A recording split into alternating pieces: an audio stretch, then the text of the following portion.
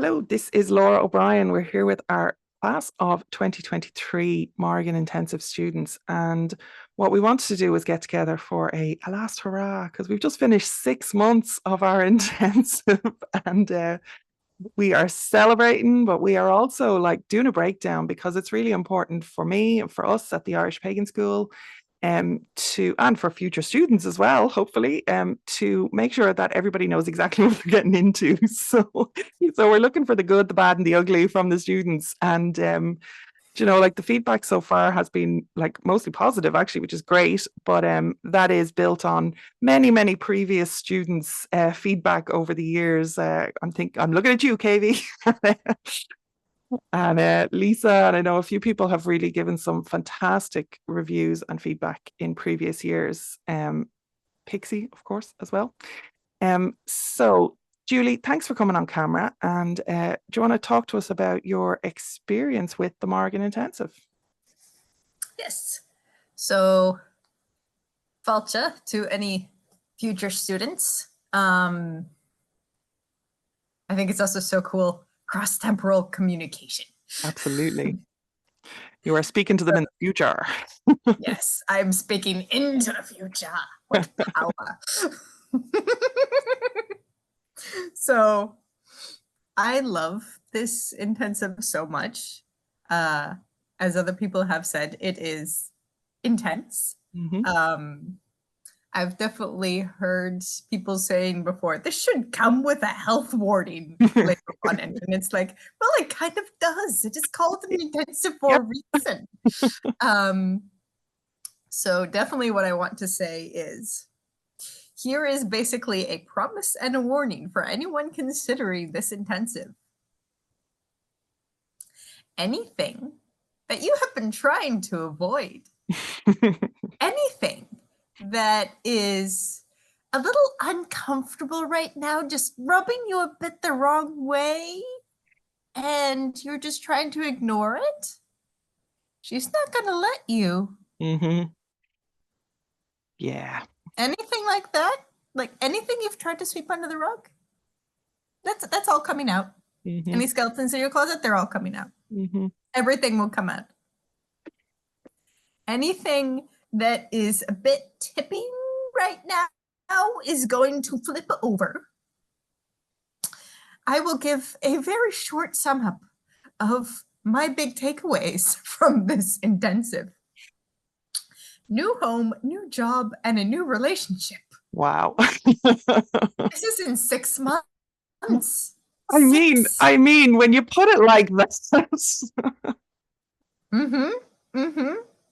So just like a really short thing on each one. So first, the new home. So I got divorced after coming out as a lesbian about 2 or so years back. And then I was living with a friend of mine for about 1.5 years after separating from my now ex-husband. And I knew that the time was coming that I needed to make that shift from living with my friend to either a place of my own or to another co-housing situation. And well, I joined this intensive, and guess what was happening in the first couple months? Living with my friend is starting to get uncomfortable. And more and more uncomfortable. And more uncomfortable. So this is what I mean by things rub against you just a little bit in the wrong way. As soon as I joined the intensive, it's like everything was like slowly ratcheting up. And it really pushed me, herself really pushed me to make that decision to move out. And it was a very, very scary decision for me because it was also to live on my own for the first time in my entire life. So that was a really big thing for me as well. Sovereignty. Yeah, sovereignty. Yes, exactly. Literally sovereignty. Yeah. So that was a huge change for me, and it has definitely been for the better, because I am neurospicy myself, and what I was realizing more and more, and what really pushed me to make that decision to move out, was that I was learning about how when you're neurospicy, you really need places where you feel safe, that you can unmask, and where you don't have to fit any particular expectations, that you don't have to walk on tiptoes around anything. And I realized I couldn't fully relax in my home. Yeah. And so something needed to change. Because if I can't relax in my home, where can I relax? Virtually nowhere. I couldn't even relax in my room. Like, that's how bad it was. So that was the thing with the new home. So new job. So when I started the Mórrígan Intensive, I had been looking for work for, I think by that time, for about 6 months, and things weren't really moving forward. And in June, I learned about a job, which isn't one that I would have considered before. But with everything that we were learning, I was like, you know what? I actually will consider this. And I ended up taking the job. And I was really glad that I did, because it did help me to move forward out of this stagnation, even though I knew, okay, this is a part-time job. This is going to be temporary. It's just a 1-year contract. And also over these 6 months, I've really come to realize this is not really a good job for me or a good work environment. It was still something to get me out of that stagnation. I needed that middle step. So that was the job. And also, I'm pretty sure that herself put me there because it has taught me a lot of lessons, especially about boundaries. I really had to laugh because there was a certain issue between myself and someone I interact with at work that had to do with boundaries. And I had been avoiding it. And I talked with a friend of mine that Sunday, and he's like, you know that you're really going to need to do this. I'm like, yes, I know, but this week it's going to be a really busy week, and I'm probably not even going to see them. And then that Monday, I start watching the video. And what is it about?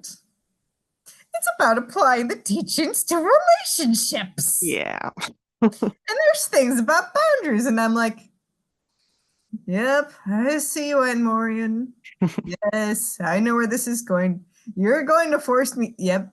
I have to face this today, don't I? Yep. And then I got to work. And who is one of the first people I see? But this person, it's like, frickin' hell. I'm gonna have to face this now at the beginning of work. Yeah. So yeah, that's just kind of an illustration of how herself works. Absolutely. And integrates into your daily life. Really does. And we'll cut. And I've said it before and I'll say it again. Like, I go through the same thing every single year. We also lost a house. We were evicted. We we had all sorts of change happening in our home life and in my spiritual life, and growth and healing for me as well, which some of you know about. And it is the same every year, and every time, like, there's more work to do, but look at us, like, we're here and we're doing the work, and it's so, like, what do you think? Like, was it worth it then? Because a lot of people are going to be like, oh, that sounds really hard. No, I'm not doing that. Like, and that's completely valid, by the way. Because it is really hard and it's not for everyone. And definitely watch the rest of the playlist for more on this topic. But was it worth it for you, Julie? Oh, absolutely. Like, and why? Like, Why? Yeah. Because everything that changed needed to change. Yes. Yeah. Any of those things, I think someone was saying it earlier in the in this group chat during this, that there's kind of the existential crisis of the week. Yeah. And I definitely felt that. And someone else then posted, I think it was Dre, said that, okay, I'm trying to get it in my head again. Mm-hmm. That those who join the intensive are basically in that mode already. They're just not fully there yet. And they just need that little push. Yeah. And I definitely did. I Mm. definitely did. Also, definitely one of the reasons for why it was all worth it is the third one I mentioned, the new relationship. So it's a last little gift from the goddess of transformation. Mm. Surprise, I'm not a lesbian because my new relationship is I have a boyfriend. Wow. Mm-hmm. Mm-hmm.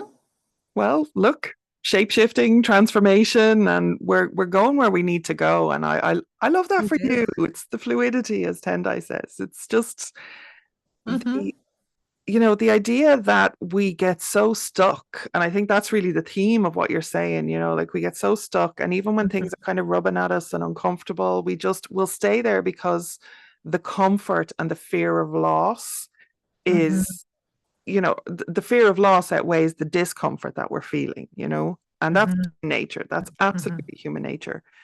But what we can gain then from actually becoming our true selves, from getting rid of what we need to get rid of, from the necessary change that this goddess can bring, is Mm-hmm. immeasurable. Like, it's invaluable to Mm-hmm. really know yourself, so congrats for that, Julie. That is amazing. Thank you. Thank you.